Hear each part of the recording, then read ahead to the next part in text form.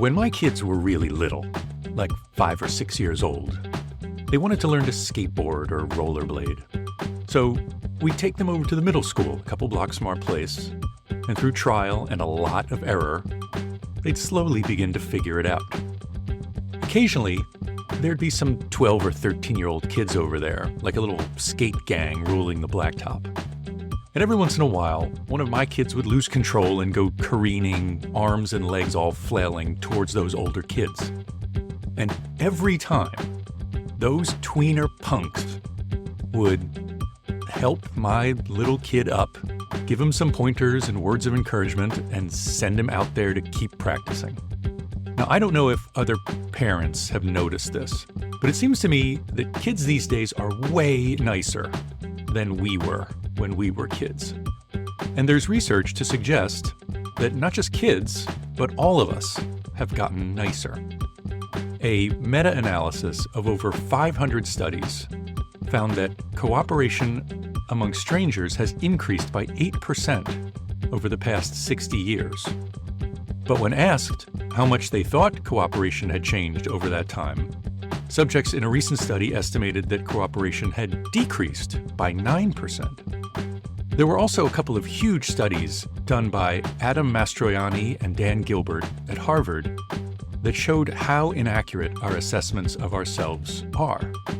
One survey asked people to rate their firsthand experiences of civility or incivility in their daily lives. Over 20 years, there was no change in the responses, and yet year after year, respondents said they believed morality was declining.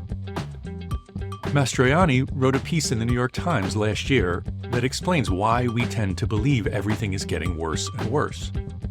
One reason is that negative events are more salient, so we notice them more. This is something we've talked about on this podcast before, and it's one of the reasons why the news is so depressing. The other reason is that negative memories tend to fade faster than positive ones. Just think back on some trip or activity you did that, in the moment, was actually really unpleasant. Like, I remember a camping trip where we slept in hammocks slung between trees. I ended up soaking wet and miserable and barely slept. But what I remember now were the amazing bioluminescent fungi that I saw at 2 in the morning while I was desperately trying to stay warm. So now, all of that is just a really cool, happy memory. None of this is to say that there aren't big problems in the world that need fixing. There definitely are. But thinking that things and people are just getting worse and worse is not only incorrect, it's unnecessarily demoralizing and gets in the way of solving those big problems. So this week, I want to look at the power of perspective, and not just making those proper comparisons like with the past versus the present, but also how looking at things from different angles and through other people's eyes can give us a clearer picture of what's really going on. Stay tuned.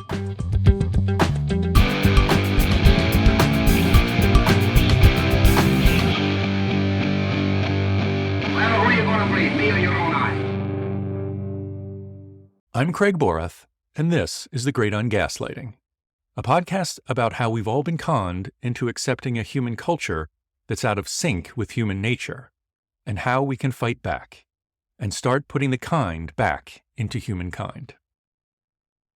This week, as I was thinking about perspective taking, I kept replaying over and over in my head that scene from Spinal Tap where Nigel, David, and Derek go to Graceland and stand over Elvis's grave. And after they do their raga barbershop version of Heartbreak Hotel, the two great poets of the band wax philosophical. Oh, this is terribly depressing. It really puts perspective on things, though, doesn't it? Not too much. There's too much fucking perspective now. I don't really have any brilliant segue between that clip and this week's topic, but I'll just take any opportunity I can to throw in a Spinal Tap reference whenever possible.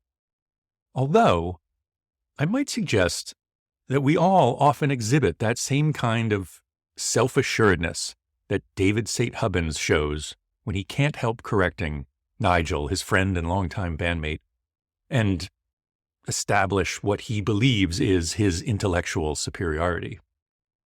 It's our egotism that so often gets us in trouble. But one can hardly blame us, right? It reminds me of that joke, the one common element in all of your bad relationships is you.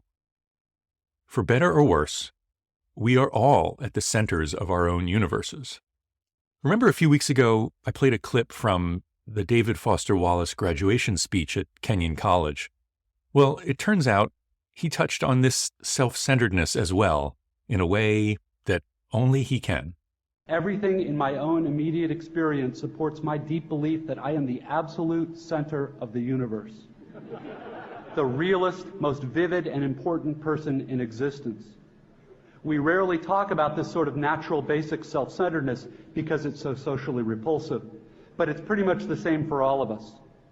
It is our default setting, hardwired into our boards at birth. Think about it.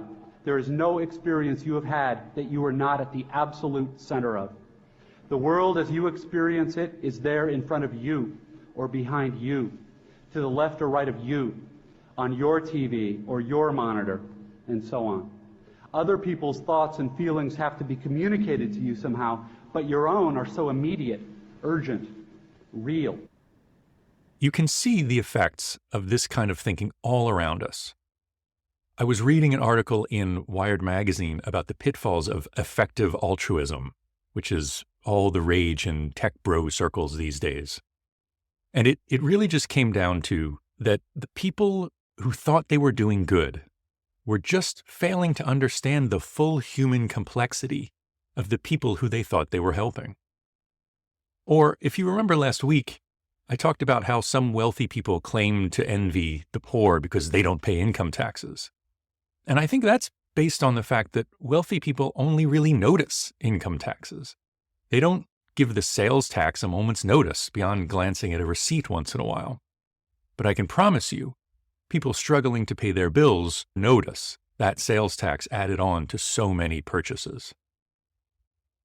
Also, I think a lot of the original momentum for the anti-vaccine movement came from resistance to those very aggressive vaccination schedules that public health agencies recommended for very small children.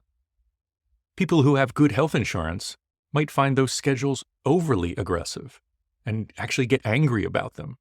They might even suggest some nefarious motivation for such schedules, like they were created by Big Pharma. But the truth is, public health officials are trying to do what's best for as much of the public as possible. And the kids at the highest risk are those who rarely go to see a doctor. So the best thing to do for the largest amount of people is to get as many of those vaccines administered as early as possible and in as few appointments as possible. Now, if people with excellent health insurance and lifestyles that allow them to easily make doctor's appointments want to push back on those schedules, that's fine. But understand where those mandates came from and don't demonize public health officials just because their strategies are really intended to help people who live very differently from you. Incidentally, I think one of the reasons why there was so much pushback and animosity towards public health officials during the COVID years was because people were never really educated about how public health officials see the world, what their priorities are, what their mandates are, and how they decide what's best for the largest amount of the public. And, of course, there were plenty of politicians more interested in fanning the flames of that animosity rather than educating the public and mitigating it.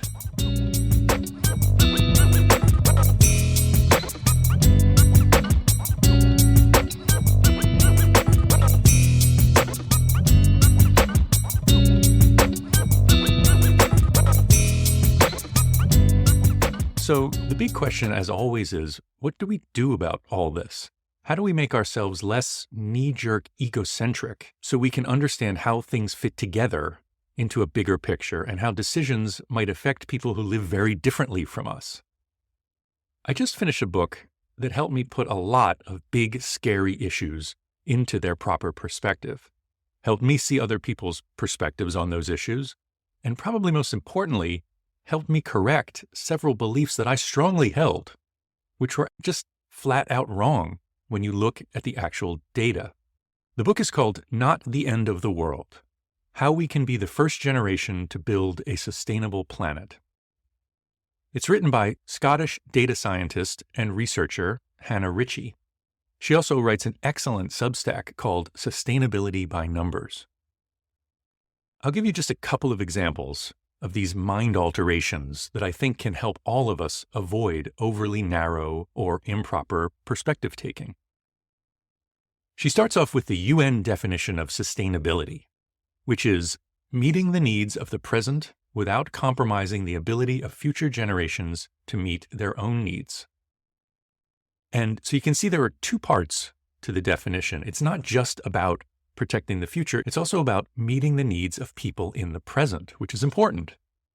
And right in the first chapter, she makes a perspective-changing claim. We have never actually been sustainable. We've never been able to satisfy both parts of the definition at the same time. So when we lament the fact that we're not living sustainably, it's less because of some moral failure on our part, and more because it's really hard to do. And the whole point of her book is that while it's really hard, it's not impossible. She then goes on throughout the book using hard data to show that if your goal is to limit the rise in global temperatures, you have to look at all the data and understand the trade-offs. And sometimes when you do that, you'll find that what you thought was true from an environmental standpoint might not be. She admits herself to having believed certain things that once she looked at the numbers, just really didn't make sense. And one of the big metrics she cites is land use, which is something most people don't consider when deciding if something is good or bad, or at least it's further down the list. So for example, I thought it was great that Ben & Jerry's stopped using palm oil in their ice cream. After all, palm oil plantations are horrible, destroying habitat and producing an oil that is terribly unhealthy. But when you look at the data, you realize that palm oil plants are crazy productive, about 10 times more productive per area of land used than olives or coconuts for olive oil or coconut oil. So if you get rid of palm oil, it will be replaced by something that needs much more land. And that's the trade-off you have to consider. None of that is to say that palm oil has been perfect and hasn't destroyed a tremendous amount of habitat, and that all seed oils don't need to be managed more effectively. But if there is a worldwide boycott of palm oil, there are going to be consequences. See? Perspective. And also with the health effects of palm oil, I was always told the results were clear and it was really bad. After all, seed oils are very high in omega-6s, which are linked to inflammation. But there are plenty of valid studies in reputable journals that argue the exact opposite. One study followed 2,500 men for 22 years and found that those with the highest levels of omega-6 had a significantly lower risk of dying from any disease. The point of all this is not to then become an absolutist in the other direction on palm oil, but to become more comfortable with the ambiguity and to be a good scientist when it comes to reaching your own conclusions. Dr. Ritchie also offers an example to help remind us that what we think is normal may not be the case for the vast majority of humanity. We may applaud the fact that in 2021, Sri Lanka banned the import of fertilizers, since they wanted to move to an organic farming system nationwide.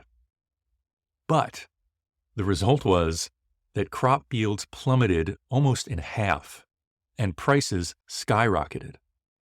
The experiment has been a total failure, and they're trying to figure out a way to reverse it.